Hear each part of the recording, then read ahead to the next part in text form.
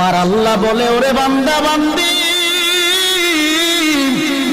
হাজার অপরাধ করার পরেও যদি তুমি তোমার মা বাবার কাছে যায় মাথাটা নত করে, তোমার মা বাবা তোমার হাজার অপরাধ ভুলে গিয়া তোমাকে সন্তান বলে কোলে টান দিয়া নিয়া, কিন্তু তুমি এমন গুনাহ করেছো যেই গুনার খবর কেউ জানে না, আল্লাহ জানে। আল্লাহ বলে, ওরে বান্দা বান্দি, আমি আল্লাহর 100 ভাগ মায়া,